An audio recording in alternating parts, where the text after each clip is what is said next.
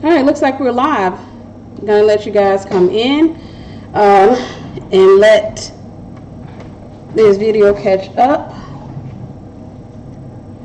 I'm gonna give it just 30 seconds before I get started, and everybody else will have to do a replay, catch a replay. Obviously, this was a pop-up. I just sent out a message maybe 15 minutes ago to let you guys know that I'm going live. I want to deal with the topic of singleness today. I'm always excited to deal with this topic, but at the same time, there have been some cases where I haven't been so excited because I found that a lot of single women idolize marriage. They idolize themselves. They idolize men. And I found that it is the culture nowadays to idolize something. It is American culture, and I hate to say that, but it is culture to have an idol. It is culture to have a false god. So we may touch on that a little bit today. Hey, gorgeous, how y'all doing? So glad to see y'all coming in. So I'm not going to belabor the point. I'm going to go ahead and get into it. Today I went out. This is something that's been on my mind like all week long. I'm always thinking about, some of the standards that we have as single women. And for the men of God, of course, this is going to be for you as well. You guys know that, as you can see, I gave Milo a treat to kind of keep him occupied. But as you guys know, a lot of times when I'm referencing or when I'm dealing with singles, I will use terms like she and her, and that's because 95% of the people who follow me are women. And so for that very reason, I like to use the terms she and her. I hate to go through this whole he or she, it just seems a little bit much.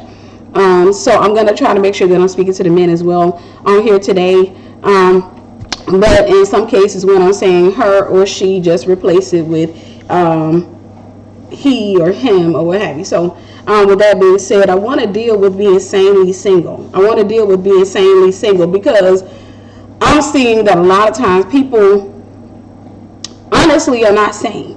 They're not sane. They think that they are, and it's the norm to be crazy nowadays. It's the norm to be out of your mind. As a matter of fact, that's what makes the average person considered to be sexy and more appealing. I want to give you guys a confidence talk on today. I want to just deal with some things. I was walking through the mall, and I had to go. Guys, if you don't know, I just recently started getting my nails done. 41 years old, just started at the age of 41, starting to get my nails done. And so I had to go back to the nail shop today because the paint had come off of my nails or what have you. Didn't know they was going to sand the whole thing down. So long story short, I went there and I decided that I was going to stop and grab me something to eat. So I ended up ordering something from Old Charlie's. But Old Charlie's takes, they tell you 15-20 minutes, but on average it's going to be about 35-40 minutes. And since it was in the parking lot of the mall, I decided, why not just walk around the mall rather than just have your car parked there? Because the nail shop, all of those things are in the same vicinity. So I just decided, place your order over the phone, go into the mall or what have you. But nevertheless, this is something that's been plaguing me all week. And, when I'm walking out through the mall, I'm looking at our norm, what's normal for us. And that's just the way that I do. That's the way that God has me wired. I have a tendency to notice things and notice people. And I'm noticing what's considered our norm. Our norm nowadays is for a woman to be crazy, honestly. I'm going to be honest with you guys. I'm going to kind of be a little bit raw with you on today, even though it's not the middle of the night. It is normal for a woman to be out of her mind nowadays. It is normal for a woman, if she's beautiful and prideful. Pride has been mistaken as confidence. And so if she's beautiful, prideful, and she doesn't mind, or if she's dealing with the spirit of divorce, she doesn't mind kind of dusting you off and kicking you to the curb. We find that, or the average man finds that attractive. Our culture finds that attractive. And the reason for that is because we have a culture of people who are following behind celebrities. We have a culture of people who are looking at all of these celebrities, and we're looking at, and I want you guys to see them for what they are. They're a big hunk of flesh. They are a big hunk of flesh. To me, when I look at people, I like to think of them just like big chunks of meatloaf. They're big hunks of flesh. But we have a culture where we have a tendency to look up to the people because they have a way of bewitching us. Paul said to the church of Corinth, who has bewitched you that you would believe a lie? But they have a way of bewitching us into believing they're living their best life and that their lives are better than ours, and that the norms and the problems that we have in our lives, that they are not experiencing those things. They're not experiencing the headache of bills. They're not experiencing the beautiful women. They're not experiencing the men wanting to walk out. Because, as a matter of fact, it looks like everybody in America wants her. She's all over the television screen or what have you, and she has her pick and choose. But can I submit something to you? Can you imagine having all of America wanting you, having every man in America wanting you, but you can't keep the one that you want, the one that you want? Can you imagine that? The one that you want to be with, the one that you want to spend your life with, you choose him amongst all of these billions of men who are idolizing you, who are salivating over you, but you keep getting passed around like a blunt at a Snoop Dogg party. Every time you look up, you're in a new relationship. The point that I'm trying to get you guys to understand is that they don't have it better. It just looks better from this side. See, when you're on the other side of their lifestyles, it looks better. But the enemy uses them to create a norm that is unattainable. The enemy uses them to create this thing or this ideology that life on the other side of beauty, like if I have a snatch waist and I go out here and I get me a Remy weave, and I'm talking about this lady put it in so good it looks like my natural hair, and I have a lady who can do my makeup, and I'm telling you, this lady can slay. This woman can make me look like, like I'm off the television set or what have you. If I have money in my account, if I have myself a really nice car outside and I'm doing Facebook Lives and I'm doing all this about my best life, my nails done, my hair done, my car, my car is out there sparkling, everything looks good, and I present that to you, and you look to you, it looks like my life is better than yours. To you, it looks like that, while you're sitting there and you're crying because you're trying to figure out how to pay this bill. You're trying to figure out why this man has walked out of your life. You're trying to figure things out. You're looking at your children and you're thinking to yourself, man, my children are beautiful and they're smart and they're funny. Any man should be happy to be their father, but their own natural father is not in their lives. And then you look at me over here with no kids, and I'm like, living my best life. And I come out there, then what I'm doing is I'm projecting a false reality to you. Because in reality, I don't care where you go up on the social charts. I don't care where you go up on the financial charts. It doesn't matter. You're going to always find the devil's going to meet you there. I got to get you to hear that. I don't care where you go in this world. The devil will always come after you. He don't come after poor people. He comes after rich people as well. He don't just come after middle class people. He comes after people who are insanely rich as well. It doesn't matter where you are. The enemy will find a way to attack you, and he's going to find the one area that hurts you. I want you guys to get this in your mind. First and foremost, a lot of people idolize Beyonce. A lot of people look at her and they see this. She's a very pretty woman. She's gorgeous. Has the shape that most people want. However, now I don't listen to her music and I don't follow her. I don't listen to secular music at all. But that's just me. That's my conviction. Everybody has their own conviction. But at the same time, she's dealing with a man who, quite frankly, is not that attractive. Secondly, guess what? He cheated on her. How many times? I come on with my I don't even follow this woman, and I know that. I don't follow her. I go on my social media page and I'm scrolling and I see these news that are coming up. Look at Halle Berry, as gorgeous as she is, was rated at one point the most beautiful woman in the world. Yet and still she's been divorced how many times? I'm trying to get you guys to understand that things are not better over on that side. When you get money, things don't change. You only get a whole new set of problems. And there's nothing worse than having a bunch of problems that normally when you're poor that you can keep quiet, or is only a small amount of people that's going to know about it. I'm gonna tell you, when I was married, when I was going through a divorce, living in Mississippi, and when my ex and I had broke up, I dealt with the humiliation. And that was just from a small group of people. Now, to me, that was my world, because all of these people in Mississippi, this was all that I knew. I had never really been outside of Mississippi. I visited a couple of states, but I was one of those people who had never really been outside of Mississippi. And so that was my world. I was humiliated. And that was one of the things that made me so angry about the whole situation was, dude, you not only did you do all this stuff, but you humiliated me. And so when he came and he was trying to reconcile, I was too embarrassed to reconcile with him. I was like, oh, no, you shamed me. Now, can you imagine being on Beyonce's level or Halle Berry's level or Janet Jackson's level? Can you imagine worldwide humiliation?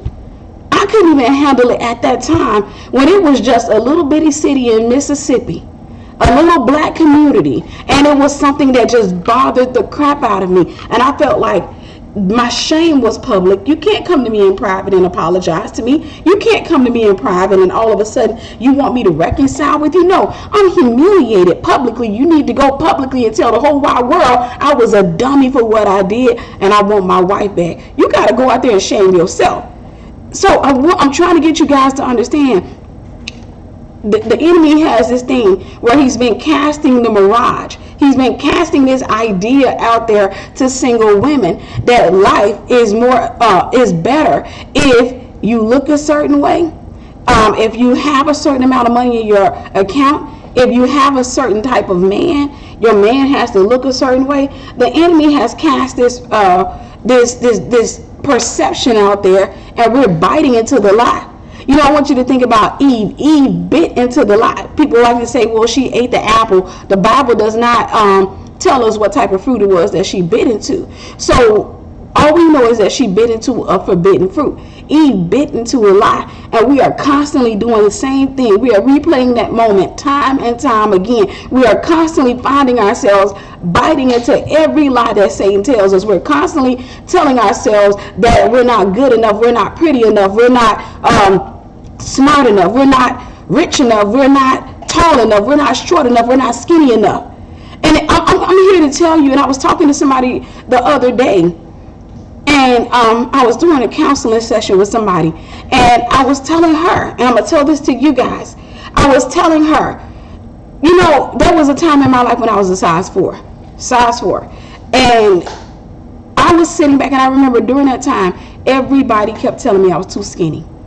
That's all I heard was that, oh, you need to gain some weight, you need to eat. Older women would walk up to me, and so my arms were so skinny, they would put their hand around my arm, you know, just to show me how bony I was, and they would say, oh, baby, I can get my whole hand around your arm. You just so skinny. You so skinny. You got to come over to my house. I'm going to feed you some green beans and some hog maws.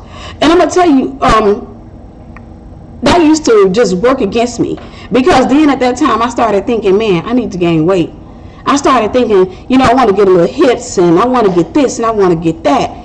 And so what I did was I would pig out on food. Like, I had no restrictions. I remember people used to tell me that food gonna catch up with you, but I didn't care, because it was the same people that was criticizing me. One day, and I remember I was working at Walmart at this time, one day I started noticing I was getting a little pudge. And I'm gonna tell you something, guys, I was excited. I was getting a little pudge, and people started saying, your little butt is spreading. I was like, hey, you know, because I'm just like, I ain't got no butt, so hey, y'all telling me this? And so I was sitting up there, and I was getting super excited, thinking that I'm about to finally get the shape that I want, that everybody says I ought to have. I never ever heard anybody say you are the perfect weight right now. That's something I never heard. When I started getting a pudge, the thing that people said to me is, you're getting fat. It went from you're too skinny to you're getting fat to, oh my gosh, you're fat. And I sat back, and I remember thinking, even when I was in the world, I started thinking, dang, I never got to the point, I never heard anybody say you're just right. It took me a while to realize that I was living inside of people's opinions, and it will never give you a compliment. That's something you have to tell yourself.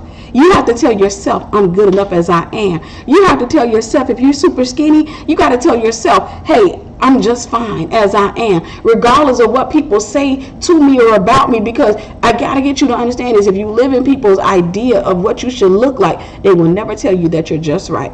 They will never tell you that you're fine. They'll never tell you that, oh girl, you're the perfect weight. They'll never tell you that. Older women, when you're dealing with older women, a lot of times a broken older woman has a tendency to tell you what's wrong with you. When she's broken and she deals with envy, she has a tendency to tell you what's wrong with you, because what she wants you to do is depend on her. She wants you to depend on her opinion. There are some broken older women out there, so I'm just trying to get the young ladies to understand. There are some broken older women who will come to you and say, baby, you just too skinny. You know you getting fat. You know you this and you know you that. You will never, ever, ever be just right in their eyes. You will never, ever be that. But they will mess around and give you a passive compliment. What does that sound like? When I was your size, when I was skinny like you, when I was your size, girl, please. I had to learn to stop living in that. I had to learn to stop living in it. So I want to talk to you about a few things about being sanely single. Sanely single. And of course, obviously from this talk, one of the things that you have to come to understand, that in order for you to keep your peace, you have to get out of other people's opinions of you. I'm going to say some things in this live today that's going to go against societal norms, that's going to go against maybe the way that you've been taught, maybe the way that you think is going to be offensive. Listen, some of the stuff that I'm going to say today, and I have very little notes. I have you guys can see I've only written down a few things, but these are, I'm going to be talking to you about some stuff that as I'm walking through the mall, stuff that the Lord's laying on my heart as I was just dealing with all this week long, stuff that the Lord has been laying on my heart. I'm going to say some things that will step on tradition and step on culture. I'll say some things that people are going to probably go back and do another live to try to counter what I just said to you guys. I'm going to say some things that are going to bother men that are still a part of the norms of our society, because I want you to understand as a woman of God that there are different systems out there, and you're going to pull a man in accordance with the system that you subject yourself to. And you can't dabble between two systems expecting to get the right type of guy. Anytime you dabble between two systems, you will be double-minded and unstable.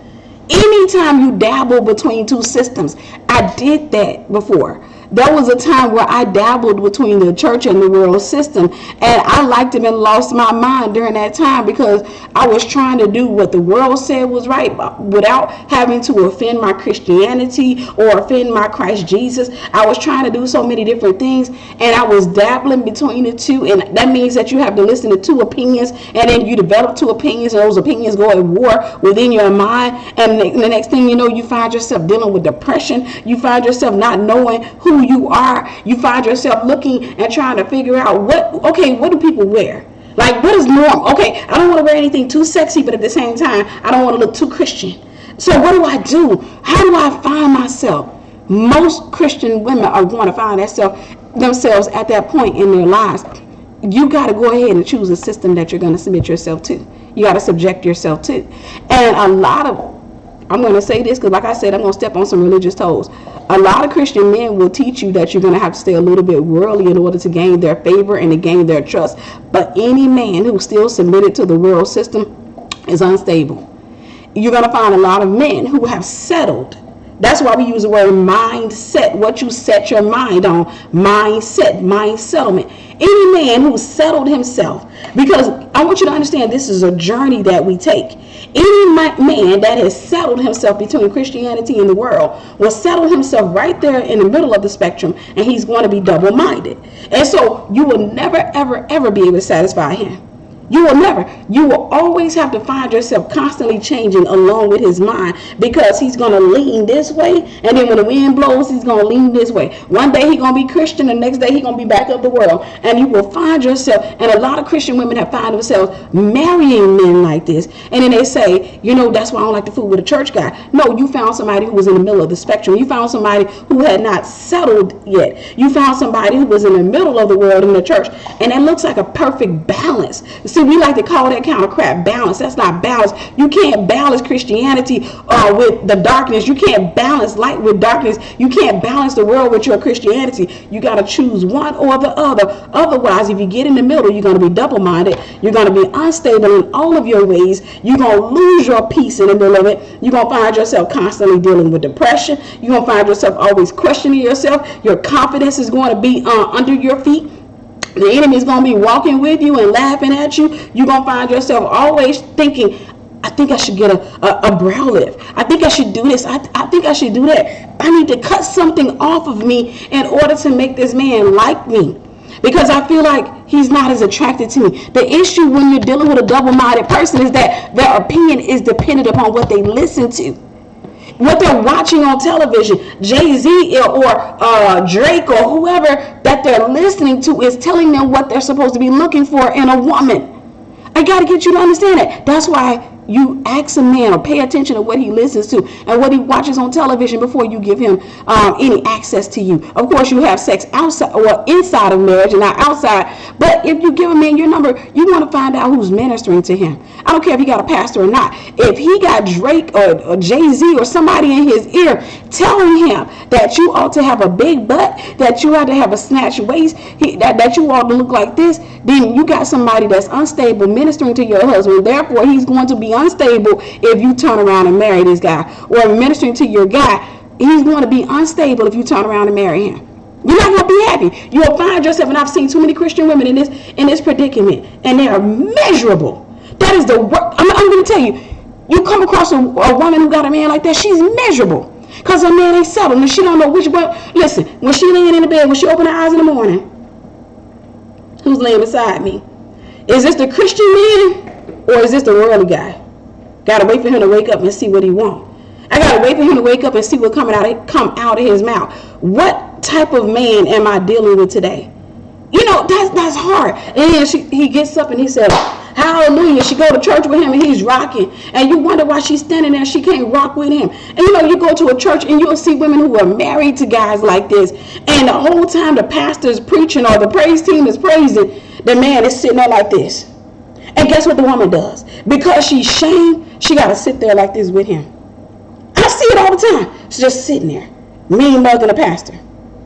Just looking up at the praise team. She tried to get into her rock. Look over there at him, he ain't rocking. So she started rocking. The pastor say, stand on your feet. He don't stand up. So she don't stand up. They pass around the offering bucket. She looks up over there to him. But he in church. That's the confusing part. He in church, he came to church. He's just not doing Christian things. So she finds herself in this matrix of sorts, just constantly trying to figure out, which man am I dealing with today? I thought that since today was Sunday, that I was going to be dealing with the Christian man, but instead, I'm dealing with the worldly man who feels like his territory is being invaded upon because there's a man in the pulpit telling my wife how to think. And so now he's standing back there because she wanted to come to church, so he came with her. Up there looking at the pastor. Mean mugging the pastor. Because there's the pastor sitting there telling his wife how to think. And he don't like that. So he comes up in there and he's trying to look like he's the man, like, dude, I see you. See, everybody else up in here, they brainwashed, but I'm woke, I can see you. And so the woman's sitting there looking over at him. Shame. This is the reason why you don't want to get with a man who has the wrong mindset. His mind is not set to Christ. His mind is still set in the middle somewhere. A double-minded man. They're the most common men that you'll find in a traditional church. You know, because everybody is moving along the spectrum trying to get from being unsaved and get into the mind of Christ. But and this is your mindset. But it takes time to get over there. It takes time to get over there. And sometimes a man doesn't get there till he's into his 30s, like 37, 38, or 40 something. Not to say that that's the case with all men, because there are some men who are young who get there. But a lot of times a man is so enamored by this world, the glam of this world, the hips of this world, the tits of this world, the riches of this world. A lot of times a man is so enamored, it's hard for him to move along the spectrum because he keeps getting distracted. The enemy keeps turning his head. It's like there's a new norm. So I want to talk to you a little bit about beauty first and foremost, because I want to kill this thing in your head that you're not pretty enough. I want to kill this thing in your head. Let's talk about this. First and foremost, I want you to understand that the world has its own system. The world has its own system. There's a system in Christ and there's a system in the world. And of course, there is a double-minded system that the enemy has created as well. The world system, there is a standard of beauty, and so the world system, and they have different standards of beauty in the United States. In different regions, there's a different standard of beauty. You may go to one region, and let's say you go to the black community, and fair skin, long hair, gray eyes is the norm. That's what's, or not so much the norm, but that's considered beautiful. It's considered exotic. You go to another region, and you may find, for example, a more Creole region, you may find that it's kind of common for women to be light skinned, long hair, and so now over in this region, dark chocolate is considered extra beautiful because she's exotic over there. She's not as popular over there. Now, over time, the norm of beauty standards have changed. If you guys, I challenge you today. Just type in, go to Google and type in beauty trends over the years or beauty over the years. You will find that there was a time where a woman, if she had hips or she had any type of curve, she wasn't popular. She wasn't beautiful. So there was a time where you were skinny straight up and down. That was beautiful. And then there was a time, I think it was in the 50s or the 60s, that the curves started coming back in. There was a time that a big butt was not considered beautiful. It was abnormal. It was considered almost like a deformation. There was a woman, I don't remember her name, during the slavery time, and people were so enamored by her butt that they put her in a circus. So it was not considered a beautiful thing. Then we're in an era now, for example, where it doesn't matter what your skin tone is. In the African American community, what's considered beautiful for the most part, the norm now, snatch waist and big hips. That's not going to always be. This is a norm that's constantly changing. So if I was a singer and you were following me, I have the power to change your mind. If I was a popular singer, I can come up with a song. Let's just say I had a popular group, and I was thinking about this in the mall. If I had this really popular group, or if I wanted us to become popular, and I decided I want to do, and I said to my group, we had a meeting, and I said to my group, I said, you know what? I want to start our own clothing line, and I want to kind of change the standard of beauty. I want us to change what people say is beautiful just with one song. I want us to change what people say is beautiful. So in the group, I want to do kind of like a divide. And let's just say I was a man, and the group consisted of 3 men. Let's just say 3 men, and no, 4 men. I want to say it's 4 men in this group. 4 men in this group. And so I sat back, or 5. Let's put 5 men in the group. We're gonna have a lead singer, and we're gonna have 4 in the background. And I said, I want to do a song, or I want to do 2 songs because I want them to become really popular. I want a song just for skinny women. It's going to be called Petite Lady. And I want the woman on the song, I don't want her to have much of any curves or anything. I just want her to be straight up skinny. I just want her to be straight up skinny. And I want to add a little sex appeal to the song.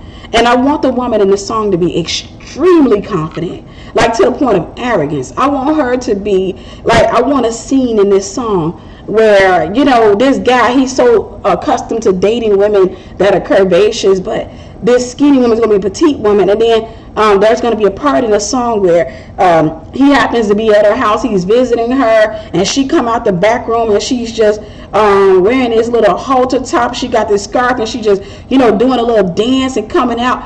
And I'm talking about, she got washboard abs. I don't want the muscular lines down there because that's not so sexy in Hollywood. And so I want her to just have that natural slim or what have you. So I have her coming out the back, and now there are going to be men who are going to be so mesmerized with her because what I just did is I just implanted something in their mind. Now on the other side of the group, I want you guys to do a song called Curvaceous Women. Now I'm going to be the lead singer, and I'm going to act like I don't know which way to go. So over here, I'm going to be singing, and then y'all going to break out with a hook. Y'all going to break out and start talking about this beautiful single woman. Then we're going to have a whole other song that you guys are going to be on. It's going to be kind of like a song debate. And so over here, I want y'all to be over here talking about a curvaceous woman. And I'm on this. I want this woman coming out with some curves. I want her to have some well-defined curves. I want her to be a little bit bigger than Beyonce, but I want her to have some hips, some definition. I want to have some girls that have big hips in this song or what have you. And so what I'm doing is I'm changing the norm. What I'm doing is I'm saying that it's okay to be super skinny. I'm saying that because over here, and then I'm also appealing over here. So guess what's going to happen? Two types of women are going to become popular. Two types of women. Now, if I decided, man, we ain't going to do the one with the curves. I want to stick to the one with the just straight up and down woman. And I want to use, I remember a good example. I don't know what she looks like now. Singer Maya. I remember the last time I saw a song from her, I was in the world, I was really young. It was a song, It's All About You. I want to use somebody that has her shape, that's just really skinny, or somebody, just super skinny come out. I have the power to change your mind by just bringing something to you, and I make a hit out of that. And that man, from that point on, all the curvaceous women wouldn't be in style. Because society falls, or society picks up their definition of beauty from music and television, meaning that beauty is a fact, not a truth. That means that when I say a fact, that's something that's established by man. That's something not established in heaven. It's established by man, which means that if I get a man, if I'm a size 4, and I get a man because he's attracted to the size 4 because he listened to my song, and my song was talking about super skinny women, and I come out and I'm a size 4, it's only a matter of time before his mind changes about me. Another song will come out, and this girl gonna be on the song with a big old badonkadonk, and so I don't fit her anymore. I don't fit the norm anymore. And so now my relationship is unstable, because even though he has his own measure of love for me, even though he doesn't really know true love, he doesn't know God like that, he's led by his flesh, he's double-minded, he's in the middle of the spectrum somewhere. And so now I'm sitting there trying to figure out, when I wake up in the morning, why you ain't touching me? We married, why you not touching me? What's going on? What's happening? There's a new norm out. I'm 41, and I've watched over the years.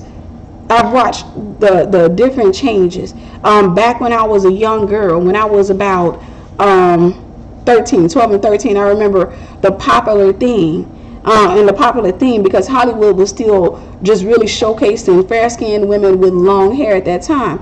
And that, if you had European features, that was considered beautiful at that time.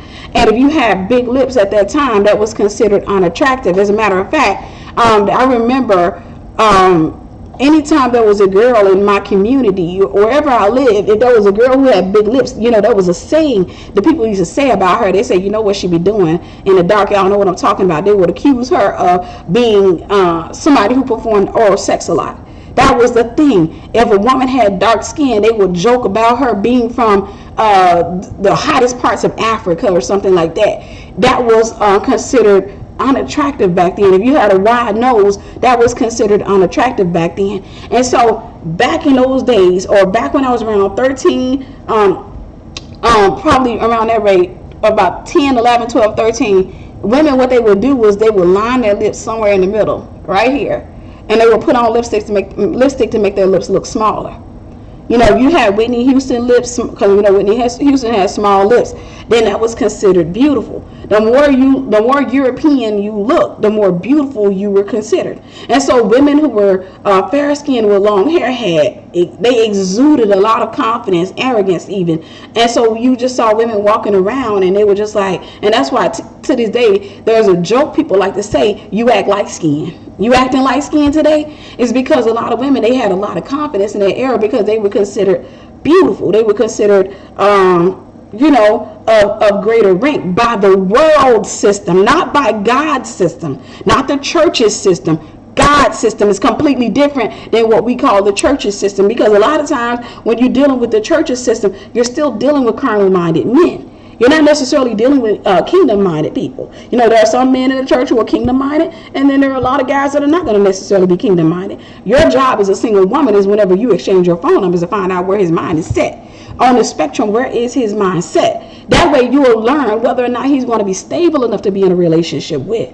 You'll know whether or not you want to put this man's last name on you. And so as the years changed, the things started changing. We started seeing women who had fuller features. Matter of fact, there was a woman, Grace Jones, dark skin, considered unattractive, but she came out and she just blew industry standards because she took what society considered to be ugly, and she exuded so much confidence and so much fierceness that she opened the doors for a lot of women. Next thing you know, we had different actresses that started coming out. You had actresses like Gabrielle Union, absolutely gorgeous brown skinned woman. You had people coming out like what is her name? She's been out for a while, but I'm seeing her face, but her name won't come to me. She's in her 60s now, but gorgeous woman. Played on. Anyhow, it'll come to me.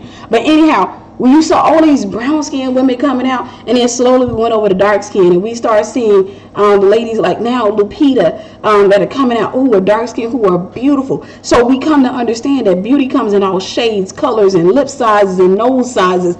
Beauty is in the eye of the beholder.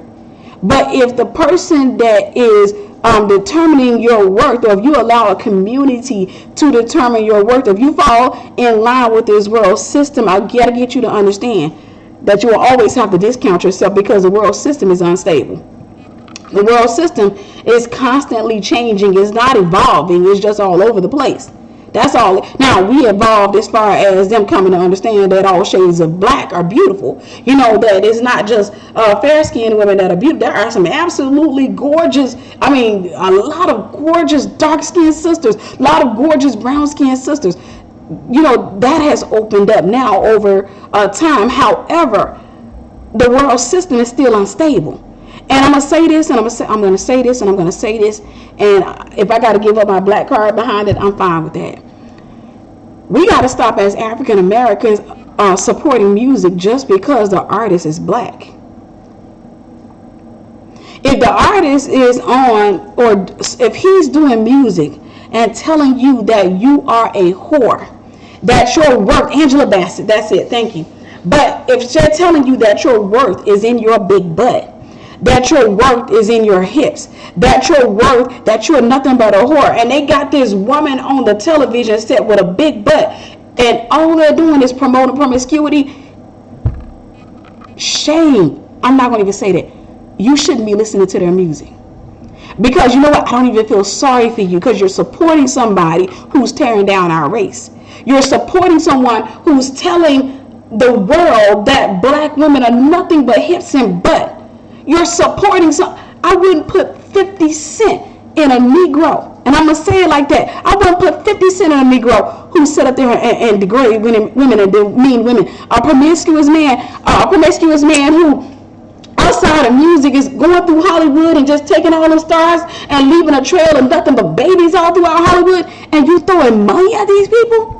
I wouldn't put 50 Cent on a woman who comes up on the television set and she got her breast sitting up there for everybody to see, telling the world that as a woman, this is all we're worth. They're telling women, they're setting a standard that's causing a lot of people to feel unworthy of love. Setting a standard. They're the reason that your daughters are pregnant. Because your daughters look at themselves in the mirror and they say, well, I'm not that blessed here. My stuff ain't that big. Or they look behind themselves and they say, and then they say, okay, well, what can I do? Because I like him, or I like these type of men, but those type of men like women like her because she looks this way. And so your daughters are not happy. Your daughters out here buying weaves and putting contacts in their eyes, buying fake butts and getting surgery and doing everything that they can to fit a norm that is not stable. Meaning, any man who is submitted and who has subjected himself to that norm is not going to stick around anyhow. So why waste your time with him? I don't care how fine he is. I don't care what he drives. I don't care what he work at. I don't care how much money he makes. He ain't going to stick around anyway. Why are you wasting your time with him? He's not going to stick around, because as soon as the norm changes, as soon as he can't go to the party and have what's in, because you're just like a handbag. You know, we saw there was a norm come out with all of a sudden this thing that started becoming popular, where women had, they come around and they just act rich, and it started with what's that lady's name? Paris Hilton. I think it started with Paris Hilton, or she might have been the person that just kind of broadened it, walking around with a little poodle. Just walking around with a little hand dog, going through stores, and you got your little Fenty bag and you got your little poodle and stuff like that. A lot of dogs end up in a shelter getting euthanized. Guys, do the research, find out how many dogs are being euthanized every year because of that trend. Because of the trend about pit bulls, a lot of pit bulls get euthanized every year because of trends. We're biting into foolish trends. So you got women walking around with little bitty dogs trying to find some type of way to just be considered beautiful. Everybody's coming on social media trying to make somebody jealous of them. I'm living my best life. Just got my nails done. Living my best life. People don't know you over in your house dealing with depression, dealing with suicidal thoughts, dealing with all kinds of stuff, but they telling you that they're living their best life. These are nothing but trends. That's it. That's all. They're fads. They pass away over the years. They pass away. Why are you supporting people who are not supporting Christ?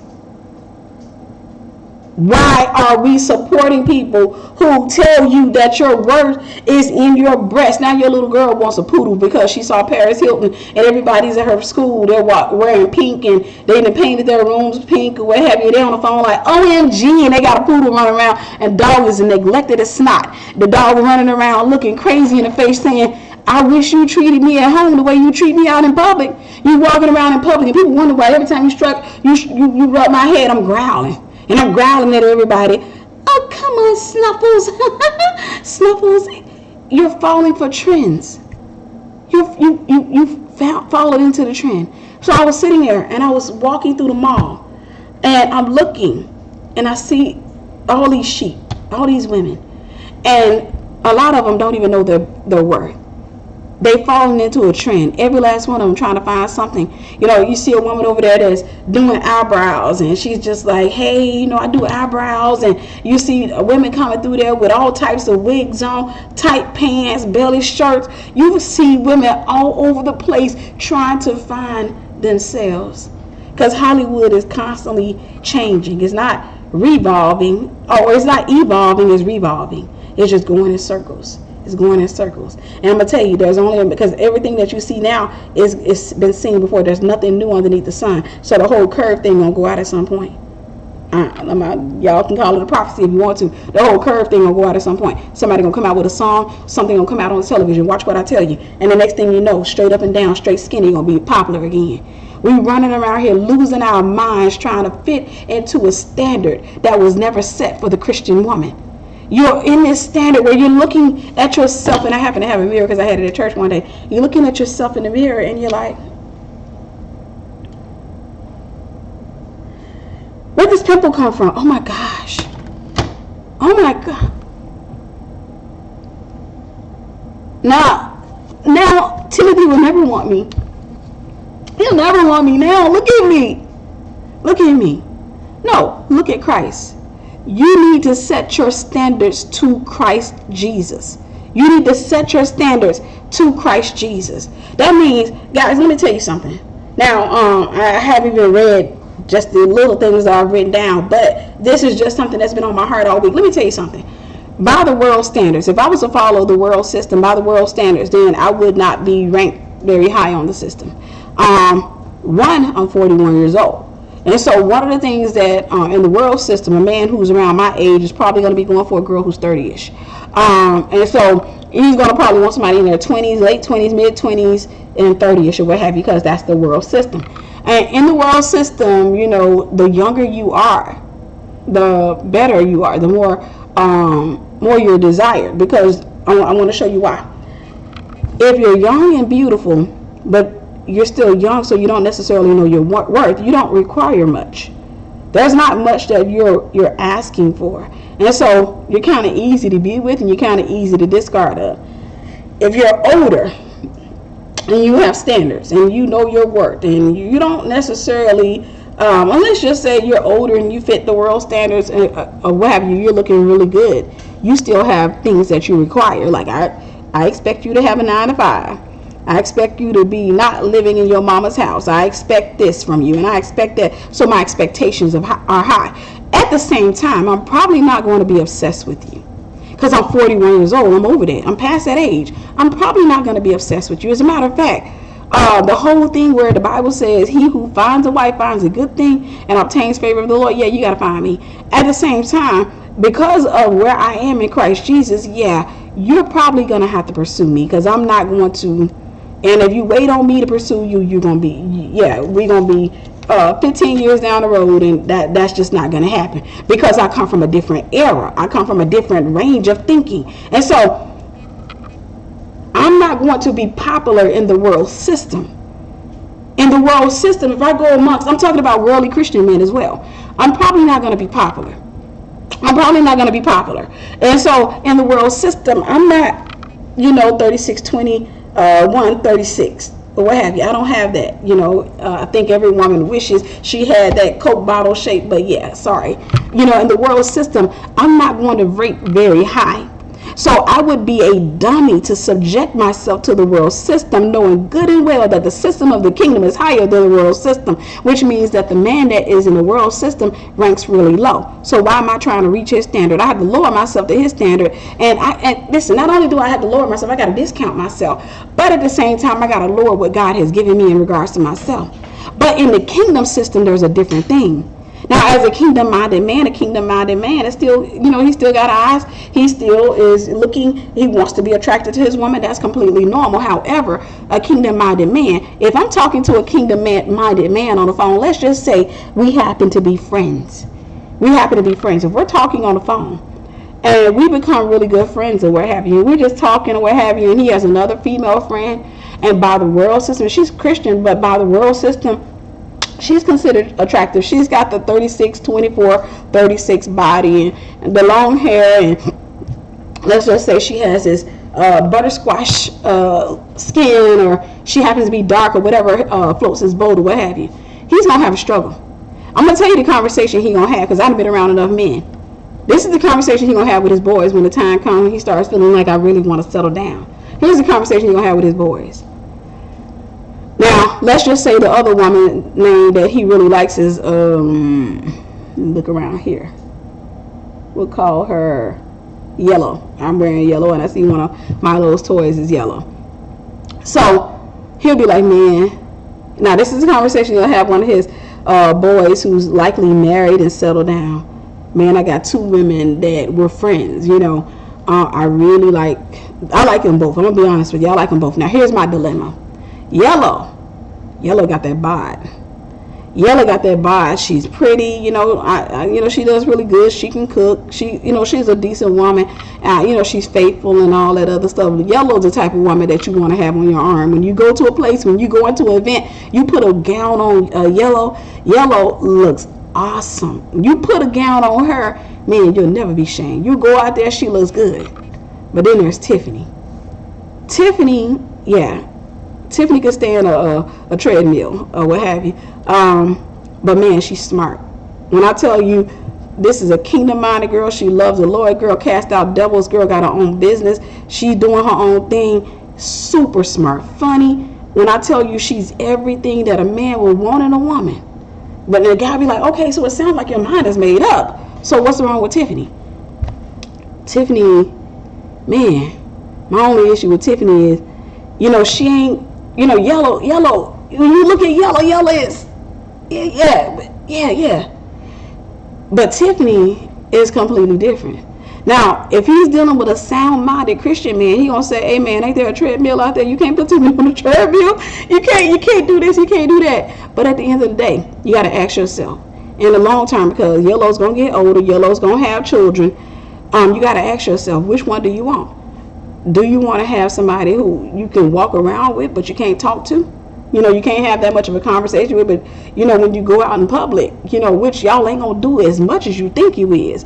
But when y'all go out in public, she look real good on your arm, or do you want somebody that when you behind closed doors, you can talk to, you can laugh with, and, yeah, you can just, hey, get a treadmill. Put on a strict diet or something like that. You can work out, be like, yeah, but man, Tiffany, she's cool, but she'll never have that yellow thing. Well, man, that's up to you. You got to decide which is more important to you.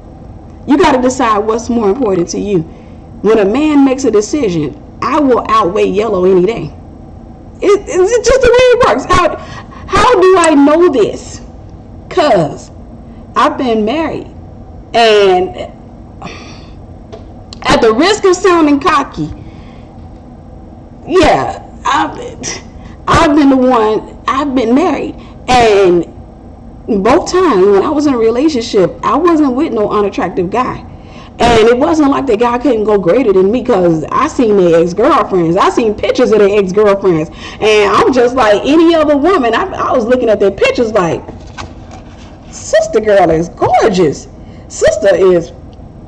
Then I'm sitting there looking like, wait, what happened to y'all? Because this is what we do when we trying to figure stuff out as women. Like, oh, she is pretty.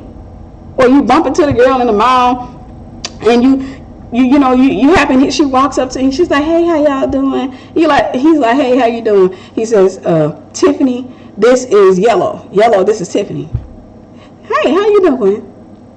She walks away, you like, as a female, you like, she's pretty. What made y'all break up? He said she wasn't smart enough. She wasn't good enough. Can I tell you guys a secret? Men don't marry the prettiest woman they've been with. They don't marry the most curvaceous women they've been with. They marry the smartest one. I wish I could hear y'all applauses. Because a lot of people don't understand this. Men don't marry the prettiest woman they've been with. They don't marry the one with the most curves. When you're dealing with a handsome guy, if you want to go by the world standards, they don't marry the finest woman they've been with. They bed her. She's sexy. The word sex is in sexy, meaning he was physically attracted to her. They bed her. They have fun with her. Men marry the smartest woman they've been with. That's who they go for. They go for the one who puts her value right here. And so that was a time where there was an era, and it's still kind of popular today, where the airhead was considered popular. Because Hollywood started promoting the ditzy blonde that was, and she had a poodle, and it was just like, but that was during, listen, any man who's attracted to a woman who mentally has who has the mindset, who got stuck at the age of 10, is a pedophile. Spiritual pedophile. Any man who's attracted to a woman who is still walking around, who ain't got the brain sauce of a 12-year-old, who's sitting around like, oh my God, OMG, and they're texting, mouth wide open while they're texting. What? That's a pedophile. That's a pedophile. He found a legal way to be a pedophile. He found a woman who physically was of age. But mentally she wasn't. It makes me think, and then we'll get into go on with the message. It makes me think of something that my ex-husband said to me. Now, he was living in Germany, and he was from Cameroon, and having lived in Germany for, I think, 5 years at the time, 5 or 7 years. I remember he had spent so much time in Germany that he stopped dating African women. He would only date German women. He would only date Caucasian women. And once he got with me, after we got married, he said something to me that would have scared me off. It's a good thing that, we never got into, well, I wish we had gotten to that part of the conversation. I had to wait it and took my time. But something he said to me helped me to understand how shallow he was. He said, the women used to ask him why he only date German or Caucasian women. And he said, because, he was saying that women from his country were all about money, and, their family put pressure on them to get a guy who's been to college. And so it's hard to determine whether or not they want you, or they want the fact that you're going to college, or, the fact that you're going to be successful. So he had been to all these different countries. He was speaking 5 different languages, and he was, about to graduate as a bioengineer and all this other stuff. So he was considered high on the scales. And so a lot of women were after him. But one thing he said to me was, he said, you're the closest thing that I could have He said, because I know my family would never have approved of me to be with a Caucasian woman. And I was like, really? He said, yeah. I mean, he said it would have, but it would have been a hard thing. He said, so you're the closest thing I could have to a white woman. I said, what does that mean? He was like, here you are black, but here you are white. And I was like, what? He was like, here you are black. You are a black woman. So this is good. But here you are white. And I said, what does that mean? That means that was his own little spectrum in his country. That was his own little spectrum, or that was a spectrum of that was maybe normal in the village that he was from. But he was saying that was a behavior, or that was something that he was accustomed to that I wasn't a part of. I didn't have. So I want you to understand that that was his system. Every region, they have their own beauty system. They have their own system. And if you end up marrying somebody who's a part of the world system, that system is constantly changing, is revolving, not evolving. And it's only a matter of time before you're going to kind of you're not going to be able to find your place in that system. You're always going to find yourself on a spectrum somewhere. And when you're constantly trying to do what the world tells you that you need to do, you're going to end up looking like a shark, because you're going to look like baby shark. You're going to be out there cutting pieces of your nose off, cutting pieces of your mouth off. Then they're going to turn around and say big lips are popular again, which they are. Then next thing you know, this is what people are doing. They're taking fat out of their butt and injecting it into their lips. You know they're doing it now. It gives a whole new meaning to the term kiss my butt. They're taking fat out of their butt and having it put into their lips, because this world system is constantly changing. It's constantly changing. So what do you do as a Christian woman? You put your confidence in Christ.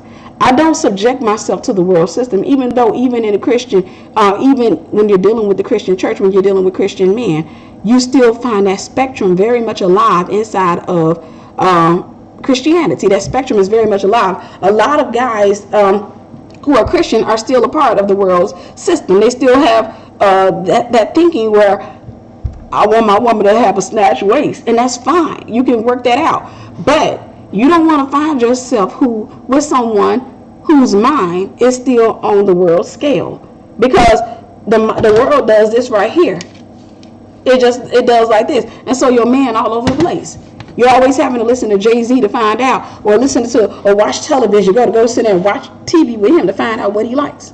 And I'm going to tell you, having been married, you start learning what your man likes. And it does change over time. It does change. You get to the point where you sitting in there watching television with him, and look at him. He ain't falling for he ain't into the fair skin. He's starting to get into the Gabriel Unions and, the women like that. So put a little brown skin. I can kind of work that. Go get get me a lace front that look like the one she got on. Do a few sit-ups and stuff like that, and just kind of kick the bread and the carbs out, and yeah, I should be ready. And then by the time you get there, he's in love with somebody else. He's in love with a completely different style that's out. As long as you live, there are going to be beautiful women out there of all shapes, colors, and sizes. If a man is not stable, there's nothing you can do to make him be a good man to you. You don't want to end up married to somebody who has placed their confidence in the world system. You don't want to end up married to somebody that is placing their confidence in, the fact that they are, I'm a man and I feel like as a man, because there's this thing that I absolutely detest with my whole heart, and I pray don't no man ever say this around me. One of the things that I detest is this belief a lot of times amongst men. I see where men are getting, and I've talked to you guys about this before, where I see there are men sitting up doing Facebook Lives about what it means to get a man. Like, you want to be with a man like me. You know what I'm saying? And y'all biting into it. Y'all going live. Y'all sitting up there watching it with them. Y'all sitting up there watching, trying to figure out what they want. You can't be prophesying with me. He telling you he want a worldly girl. He telling you he want a double-minded woman. So why you falling into that? You take yourself and say, I am out. Do me a favor. Everybody typing. I want you to type this into the chat. I want you to write, I'm out of his league. I ain't teaching y'all how to be single, because like I said, there's gonna be some people that gonna do some pop-ups that try to respond, and probably some men come out and say, yeah, because I saw this live, and this woman, she gonna teach these people to be chronically single. You know what I'm saying? You know why? Because I'm getting you out of his range. I'm getting you out of his range. I'm getting you to think higher about yourself. I'm getting you to think like a kingdom woman. That way you don't sit up there and be watching Facebook lives, looking at guys like that. And just because they got titles, just because they got nice cars, just because they got this, you sitting up there thinking that's what you're supposed to be with. And then those men end up married, and they wasn't going out of their mind because the man is still carnal in his thinking. Right? I want you guys right. I am out of his league. I want to get you out of that mindset that you're trying to reach him. You're not trying to reach him. He's in the middle somewhere. That's the reason he's still single. Hello? There's more women out there that's like, hello, I'm here. Even in church, hello. Some of them giving peekaboo breasts. Some people sitting up there, they all up in the church. They everywhere. He hasn't picked anybody yet because you know what? He don't know what he wants. He hasn't picked. He got the pick of the litter. Dude's at a buffet, but he don't know what he wants. Buffet. He going to church. Church is full of Christian women of all different shapes, sizes, colors, and moralities. They're different women all over the place. Why is he single? Because he don't know what he want right now. You know why he don't know what he want? Because he don't know what he need. He doesn't know. Do I pay attention to my homeboys? Do I try to impress them by coming with yellow with the snatched waist? Or do I come out with a woman like such and such, who got a brain of her own, got a mind of her own, who do her own thing? Which one do I do? I ain't going to impress them with her, but what do I do? So I'll just date. I'll date yellow and maybe 4 other women. We'll call it friendships. And we'll just go from there. We'll figure it out at some point. You're wasting your time with him. Let me tell you where my confidence comes from. In the world system, I couldn't have any confidence. I would have to take what was left. After the 30-year-olds and the 20-year-olds tossed away their work, their broken men, because this is where some of you found yourself. After the girls with the snatch waist toss away the guys, and they get caught cheating because they think they deserve better. The only reason they cheated on you is because you drive a BMW and he drives a Rolls Royce. Oh, wow. And he's got a platinum card, baby, and you got silver. I'm sorry, I couldn't do it. I tried. Give me that much. Give me that much. Okay, I tried. But when I sat on those leather seats, and now she tossed him away. And in the world system, I would have to be one of those women to run out and get him and cradle him. You okay? She hurt you. You ain't gotta worry. You ain't gotta worry. Listen, I'ma love you. I'ma cook for you. I'ma do everything. You're wasting your time. Stop going after what people are throwing away. The dude is broken. He was broken when he went after her because he didn't know his worth. He was too busy still trying to impress his homeboys. He's still trying to walk in there with the girl with the smallest waist and the biggest butt. Leave him alone. He got some growing up to do. Let him be. He still got some growing up to do. Leave him there. When a guy passes by me like that, I don't care how fine he is. He's too shallow for me. Some of y'all didn't write in there, I am out of his league. You need to write, I'm out of his league. He's too shallow for me. I don't care if he pull up in a nice car, he look good. I'm out of his league. I'm out of his league. You know what it is? That's kingdom confidence. That's kingdom confidence. What does that mean? Does it mean that I'll be single? Yeah, it means I'll be single a little bit longer than a woman in the world system. It does. But you know what it also means? It means that I'll have a long-lasting relationship where she'll be passed around like a collection tray at church. She'll just be sitting up over there, and every time you look up, she's in a relationship because somebody's trying to impress his boys. She's in a relationship, and she comes in with like 437 soul ties. We're walking in with her guy with her little snatch waist, and he's like, "Yeah, I want y'all to be yellow," and she's like, "Oh, you do." Well, what did you say your name was? And so they sitting up there. Your boys are successfully. They are impressed, but your girl is crazy. She's crazy. She got 437 soul ties. The child dealing with voices in the middle of the night. She can't cast out one farting demon if she wanted to. The only thing she knows is how to get and do some sit-ups. That's it. That's all. That's all she knows is how to make that thing, that big hunk of meatloaf in the mirror look good. That's it. She sit up there. Think it's time for another lip injection. Oh my gosh. Are these bags? Excuse me. Oh no. I gotta get more water in my diet. No. Woman of God, let me tell you something. I had to say this because I've had to talk to a couple of women this week about beauty. Your worth is not in the reflection. As a matter of fact, can we go to the scriptures? Because I want to love y'all today. I want to love on you. Give me a second.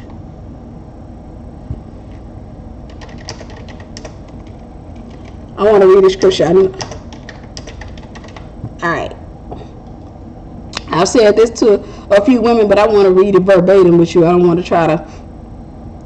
Okay. We go into Isaiah 53:2.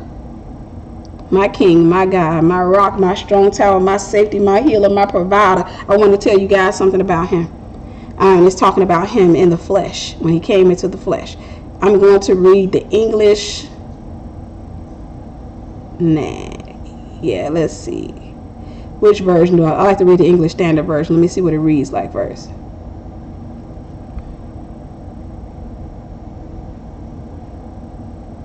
We'll just go to the King James Bible. Isaiah 53:2. For those of you scholars who want to turn over with me.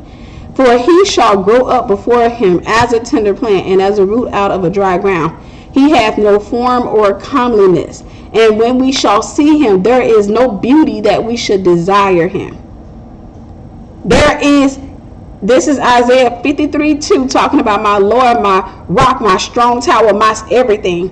For he shall grow up before them as a tender plant, and as a root out of a dry ground. He hath no form nor comeliness, and when we shall see him, there is no beauty that we should desire him. God, in his majesty, in his genius, he didn't design Jesus to be a 10. When he came in the flesh, he wasn't a 10. He didn't look as fine as David or as Joseph. Joseph had Potiphar's wife about to lose her freaking mind, like, come lay with me. You have no idea, dude. I'm looking at you every single day, and you cleaning the house, and you fixing stuff around here, and you getting up around here, and you doing all this stuff. I see all these muscles, but my old stinking entitled husband over there got a purge. Dude, I keep looking at you, and the glory of God is on you. I don't know what that cologne is, if that's your body. I don't know what it is, but I just know that I want you. The Bible tells us that Jesus didn't have any beauty that we should desire him. God did that in his genius because God understands that people have a tendency to follow beautiful people. People have a tendency to follow beautiful people. Because when people are lost, when they're blind, the Bible says when the blind follows the blind, or when the blind leads the blind, it will lead them into a ditch. People have a tendency to follow people just because they look good. Why do you think that when people are sitting back and they get into Hollywood, they're constantly doing something to this and this? Because they're trying to make you want to follow them. For no other reason, but because they're pretty. You got people who are in Hollywood that are like Kim Kardashian, who got into Hollywood on her back. Why? Because of the way she look. And y'all want to follow people like that? Y'all over here making fans. The Bible says he had no form of comeliness, that there was no beauty that we should desire him. Can I submit something to y'all? Can I tell y'all a little bit of secret? Sometimes the way our genius God works is he will take something that in the kingdom is of immaculate value, something in the kingdom that is priceless, and he will put it inside of a body that is not necessarily desired. He will take something that is of great value, something that is immaculate. He will take this. The Bible says, man finds a wife, he finds a good thing and obtains favor of the Lord. But it does not talk about the measure of favor, because there are different measures of favor. So there are different women who represent different measures of favor.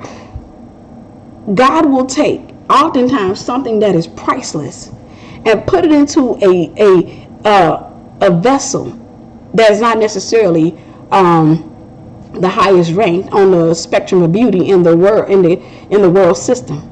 That's called hiding. God hides a wife. That's why God said, he who finds her, he who finds a wife, he who finds a wife finds a good thing and obtains favor of the Lord. Now, a shallow-minded man will overlook her. This is why I tell women, anytime I have to do a call with a woman who has been torn down by this world system, God made you that way so you can be overlooked. But don't allow yourself to stay a part of the system. Otherwise, you're going to keep discounting yourself. And you're going to find yourself a diamond. While they looking for a dime, you're going to find yourself a diamond in a cheap man's house. You're going to find yourself, and he ain't going to know how to treat you.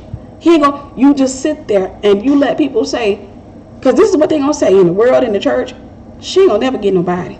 The way she thinks she too high and mighty. She too this, she too that. That's fine. That's fine. You need to hide yourself just like God is trying to hide you. Stop worrying about this world system. Come out of thinking that you got to have your hair a certain way, that your edges, you got to look like a baby. You know what? Because right now we are feeding into a system of pedophilia. Y'all know that, right? There are a lot of people who are attracted to children, but they're trying to do legal with it. So we over here trying to look like children. We put our hair in 2 ponytails and we do baby hair. We put little birds on our hair. Then we put a little makeup on, and we do everything. We wear Mickey Mouse shirts. We do stuff to try to attract pedophiles to us. Y'all know we doing that now. Because a lot of times people ain't what they say woke. You ain't paying attention. You're walking around trying to look like a little kid because some men are attracted to children. You're walking around trying to look like a little bitty girl. You're trying to look like a little bitty girl because there are some men out there who, because of the system they're in, because they never got delivered, they're attracted to children. And so now you're over here looking like a 32-year-old baby. You're looking like you 4 sitting up over there, and the guy over there touching you, you don't even realize that the man's a pedophile. The man's attracted to children. We're feeding into this system. We're feeding into the world system. I'm trying to tell you to come out of it. Come out of it. And the kingdom system is scary. The kingdom system is scary. But I'm going to tell you this. I've met some women who have done it the kingdom way. And they'll tell you they had to wait for a while. In some cases, they had times where they felt like they weren't going to ever get married. They had times where they questioned the church. Like every man in the church carnal? Is everybody looking for a big butt? Is everybody looking? No. When you're dealing with somebody who's a true leader, and I'm not talking about necessarily a pastor, because there are different types of leaders. I'm talking about a leader in the kingdom system. God is going to use them to lead in some measure. When you're dealing with somebody who leads, leaders tend to have their own mind. So could it be that God has reserved you for a leader? Again, I'm not talking about a pastor, because I know sometimes people start freaking out. I don't want to be a first lady. That's fine. But when I say a leader, I'm talking about maybe God's going to use him to lead a movement. Maybe God's going to use him to lead just the family, or lead his family out of sin. He's going to be a Moses of sorts. Whatever it is, could it be that God has you on layaway for a leader? But in order for you to do that, you can't keep following the world system.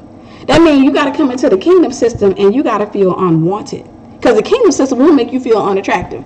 The kingdom system will make you feel unwanted. The kingdom system, because in the kingdom, when you come into the church, you're going to see a lot of carnal-minded men. You are. You're going to be sitting up there like, well, it looks like I'm not going to be, I'm probably not going to be cuffed anytime soon. That's fine, because God hid you. I've met enough women. When I say women, I'm talking about married women who are married to good, godly men that everybody wants. And that woman was hiding the whole time. That man was out there dating everything that threw itself in his face. Every woman that came in his face, hi, how are you? My name is Yellow. Nice to meet you. So my friend told me about you. What do you do? Oh, that's awesome. It's amazing. Yeah, so I happen to be a person, like, don't laugh at me, okay? So I love to go skydiving. Like, I really like that kind of stuff. I don't know why. I'm just into things that most people aren't into. Yeah. And her trust is in her beauty. Her trust is in her beauty. That woman is common. Common things don't carry the same value as rare things. Rare things are not purchased or worn or displayed as much as common things. However, for those of you who are willing to get into the kingdom system and be overlooked, I can tell you at some point people are going to look at you and say, and I'm going to tell you how people think. Because when you're dealing with carnal-minded people, even in the church, this is how they think. When they see you come out with your man, when they see, God reveals you, the masterpiece, to the man, they'll look at you, carnal-minded church women. I look better than her. Because they still going by an old system. That the system that they're subjecting themselves to only dictates that they are popular for a while. They're just as popular as Roman noodles. They just get sucked up, and the next thing you know, they coming out in the toilet. They're recycled like it ain't nothing. They'll look, and they be like, So then they start exuding confidence because they feel like, So they come up to your man like, how you doing? And they look at you, they say, hey, how you doing? And they try to talk to you, they trying to get your man attention. Hey girl, oh your hair is cute. Oh, let me fix some brows for you, girl. I can slay with the brows, but you looking good. The whole time they want your man to look at them and say, dang it, she putting it out there for me, making it. So you mean to tell me that I don't have to be with her? On a scale, I get to upgrade with this one? Hallelujah. No, it doesn't work like that. You know what that guy does? Because he's kingdom minded, you know what he sees? He sees a whore. He sees what he used to have in the world. I'm being brutally honest. I know it's not kosher for me to say things like that, but that's what he sees. Milo, I'm sorry, I got a weird dog, but that's what he sees. He sees a woman who's throwing herself out there, a woman who's advertising herself and really trying to demean his wife all the same. That's what he sees. So you have nothing to worry about when she runs up there with her tickle bitties out, and she's just like, oh my gosh, just got my nails done. Because she look at you and you don't have your nails done because you don't need all that, because your man sees beyond all that. He's not in the world system. He sees your beauty, even though you take care of yourself and you're trying to make sure you look good for him, and you're trying to make sure he looks good when he goes somewhere with you. You're not overdoing it, meaning you don't feel like you need to have on a 44-inch wig and eyelashes that come all unnaturally out to here, and 3 pounds of mascara and 2.5 pounds of base on your face. You don't think like that. And so she's sitting there trying to measure you according to the world system, not even realizing that your husband thinks kingdom, that he thinks kingdom. She doesn't realize you were actually available to him, or your type was available to him when he was in the world. I want to say something to you ladies, and I just really want to change your paradigm today. God is a master, therefore you are a masterpiece because you were created by the master. As a master creator, I'm going to tell you, in the world system, and I said this to a couple of women recently, but in the world system, a standard traditional painting is standard. It's common. They mass manufacture it. It's in every store. Just about everybody has it. It's something you probably find in the store for $79 or what have you. But then there's a painting that most of us don't understand, and it's called abstract. And so, and not all abstract paintings are work, but there's this abstract painting, whereas the artist was dealing with something in that moment, and some type of inspiration, and he's sitting there. And in some cases it's a demonic spirit, in some cases it could be God, but he's sitting there and he just gets inspired. He waits. You're dealing with this type of guy. He waits until he feels it. Then he goes into his basement and he just starts throwing stuff around. All we see is a mess for us because our eyes aren't open to see that. But some billionaire goes he has it up at this museum. Millionaire passes by paintings, and we can clearly understand it. Painting of a sunset, painting of a river, painting of a river in the Sahara Desert, which that's uncommon, but it has some type of abstract meaning to it or what have you. They pass all by it. Then he comes up and he sees this abstract painting that looks like a mess to us, and he stops and he stands there and he studies it. He says, ma'am, can I get your attention? Yeah, when you're finished with him, could you come over here and talk to me? Thanks. And he stands there and studies. And she comes over. She said, hi, are you looking at the, I'm going to give it a name. Are you looking at the Grisette? This is the Grisette painting. Are you looking at the Grisette? He says, yes. How much is this? She says, well, we're going to be auctioning it all today, but we're starting the bidding at $5.5 million. 5.5. So how much would you estimate that it's probably going to go for? We had like 3 that went probably last month around this time that were kind of similar, and they went for like 32.5. I think, and he's like 32.5 million. Yeah, about 32.5, and he says, okay. Now we're sitting there looking like it's a mess. You want to know why? It's not that it's a mess, because many of us think that, hey, I can go paint like that. Give me a paintbrush. I'll throw some stuff on the canvas any day, and then we throw our stuff out there and it's considered a mess. Auctions over with, man pays $40.5 million for the painting. And we sitting here looking like it's a mess. What did you just pay for? He paid for something. He saw something that the artist saw.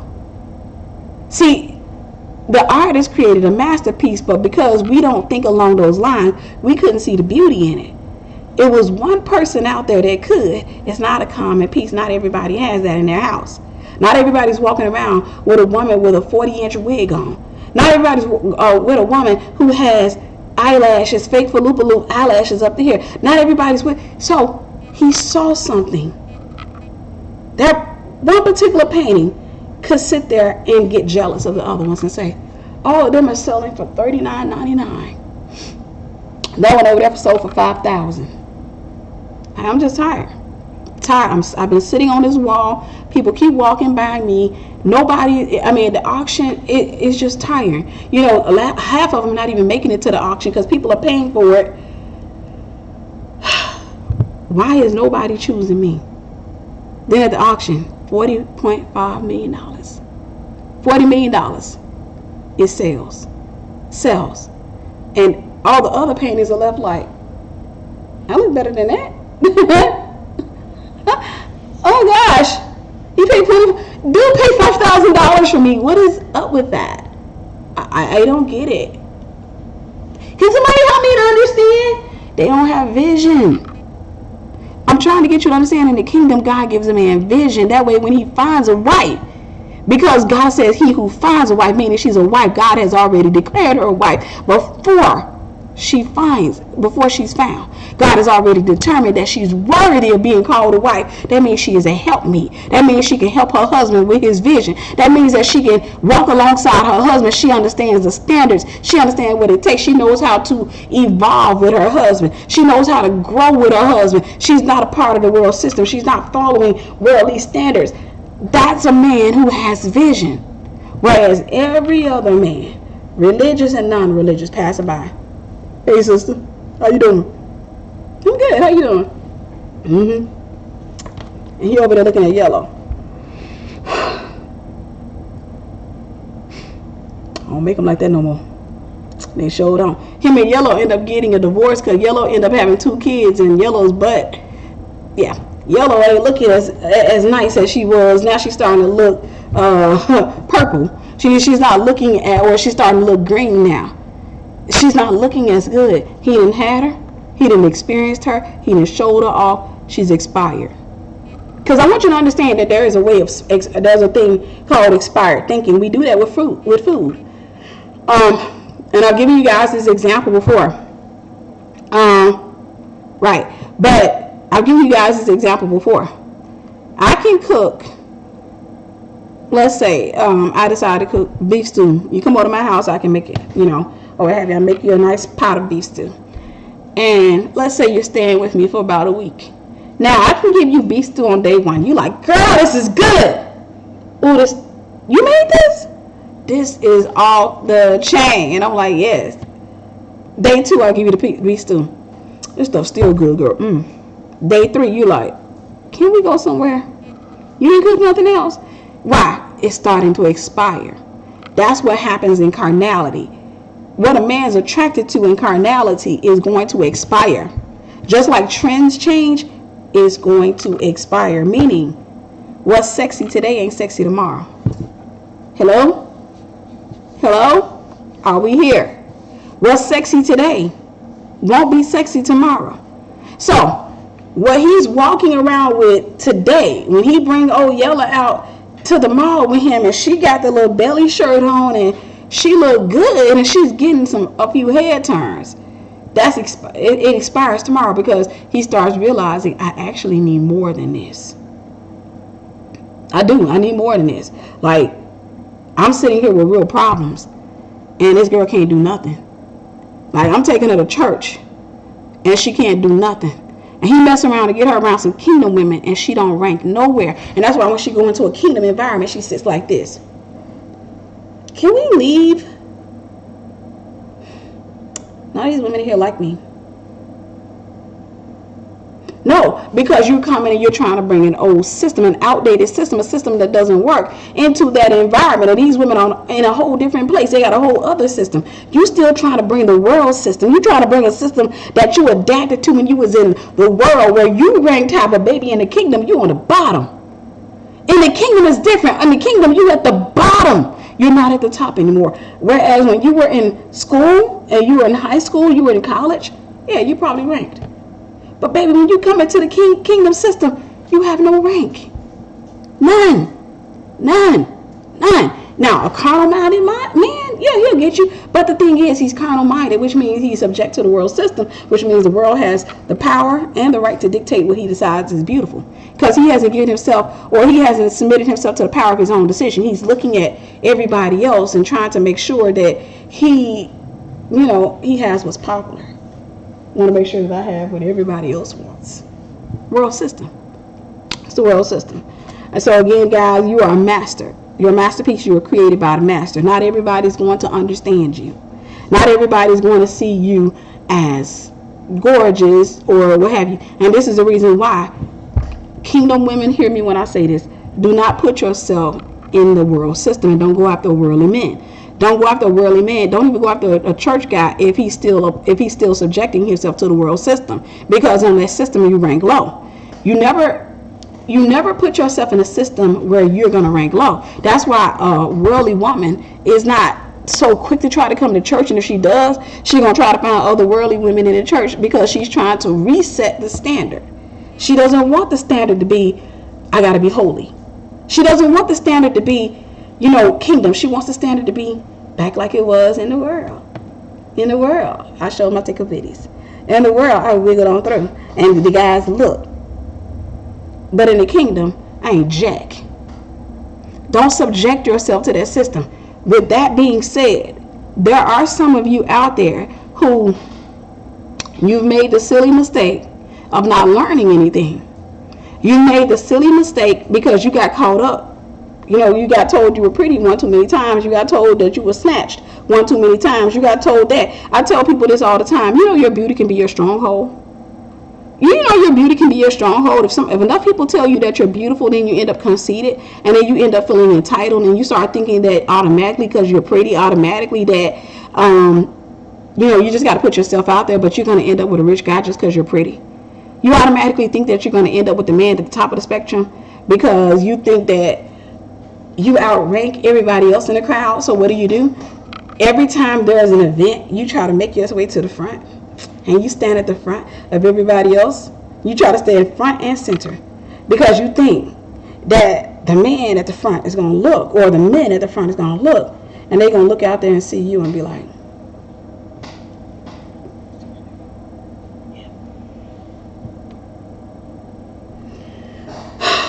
hello, woman of God. Just talking to my brother back here, who happens to be a PhD, and I was asking him about you. Yes, you. I was asking him about you and trying to figure out, how can I get with somebody like you, because your beauty stands above all the crowd. Notice that you're front and center. You, yes, you. I want to put my last name on you. No, you know what that guy sees is an attention-seeking woman that he wants to slap it up, flip it, and rub it down. That's all he sees. I've been in that system before, guys. In that system, I don't care. In the world system, beautiful and snatched don't win. Even in that system, they get used. You don't want to subject yourself to a system that is not stable. Even in that system, she may rank high where the guys want to bring her to the barbecue. But listen, I got uncles, guys, and I've been to plenty of barbecues, and she comes to the barbecue, and dude twists her wig a couple of times, and then he tosses her back out there into the crowd. Now she at the back of the crowd somewhere trying to find her way back to the front. She got to try to regain herself, got to regain her composure. Whew. Can't believe, pretty as I am, fine as I am, he dumped me. I'm gonna get myself back together, and he gonna look crazy. Cause you know what I'm gonna do? I'm gonna come out here and get somebody finer than him and richer than him. Yep. I'm just gonna go to a different place where there happen to be rich, powerful men, and I'm gonna put myself at the front of the crowd again. I'm gonna put myself up there right one more time.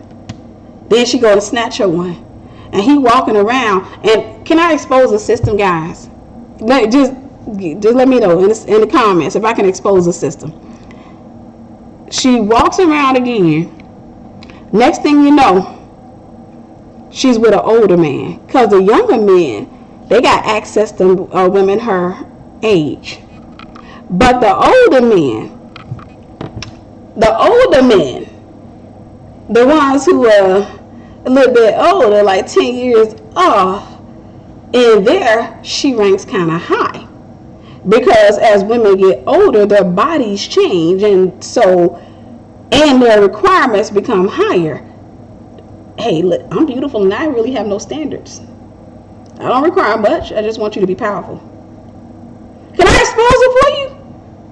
So the next thing you know, she's 24 years old walking around with a 39-year-old. 24 walking around arm in arm with a 39-year-old who left his wife. Who wants to stone me? Who wants to stone me? She's walking around, ain't got an ounce of love in her heart for that man. But she wants to show up at the event with him. Because she got 432 soul ties. She show up at the event with her 39-year-old. All right, baby. Love you. Hurry up, okay?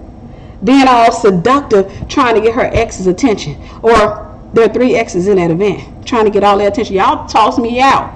Y'all toss me into the crowd. And so when you toss me out, this old dude over here picked me up. And he left his wife for me. He left his wife. Old dude sitting up there, still a part of the world system. He's going through a moment that we call a midlife crisis. Did y'all know that midlife crises don't last? They don't last. So he ends up putting a ring on her finger. I got a friend right now that said her dad's going through that. He tossed his wife away for a young thing. And now he keeps saying his young thing is too stupid. But now she in the house. He 39. He wanted the low standards, but he still has a 39-year-old expectations. Meaning, he don't want you in no clubs. He don't want you hanging out all the time. He wants you to be at home cooking and acting like a wife. But you 24. And you don't feel like doing all that. You want to hang out because you still trying to find yourself. You still trying to get somebody to tell you that you worked it. That you having a man is still not enough. So they end up fighting because she's out acting like a 24-year-old. He's in the house 39 years old. And she trying to figure out, listen, I done been with some people my age and yeah, I know I'm finna get grown. I've been with somebody my age and I ain't never had a problem with them getting an erection. Now I'm sitting up over here, you 39, you're a little old, but you gotta work it up a little bit. So what we gotta go through all of this for? Now the first few times it was good, but now it's like, you over here talking about it, there was a cold breeze that came into the window. And so now we're just sitting up in here trying to, no, I go out here with a 24-year-old boy, all I gotta do is touch his chest and he already, Oh, he ready to go all the time. Now she's sitting up over there and she tired of your old tale. She tired of your old tale. You come to a few events with your little young thing, and all your friends got women their age. And that women taking good care of them because the woman understands him. Because she's that age. She's cooking and cleaning. You come over there with your little 24-year-old, and she can't even have a conversation. So she think everybody at the event, all your friends' wives are hating on her. I don't like them because they're always hating. They're always hating. No, it's because you have shallow conversations. They've grown out of it. Nobody wants to sit around and talk about you 24 hours a day, 7 days a week. You are not a god. You're not a goddess. Let it go. So now she's sitting up there. She's just like, she goes around. How y'all doing? That's good.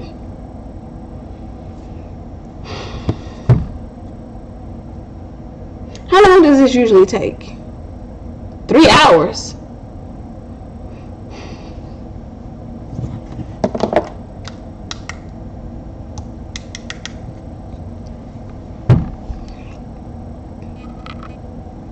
What you doing?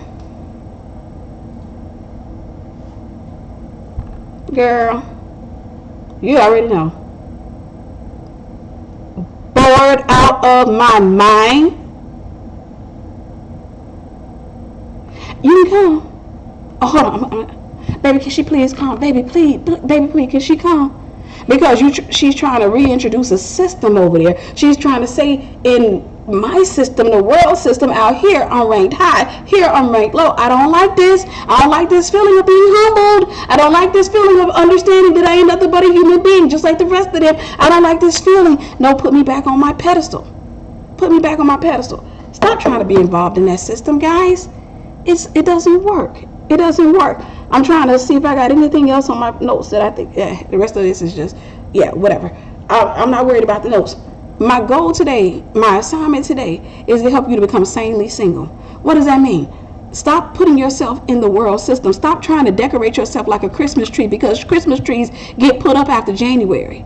Stop trying to make yourself feel good or basing your worth on the world system. Put your wealth in here.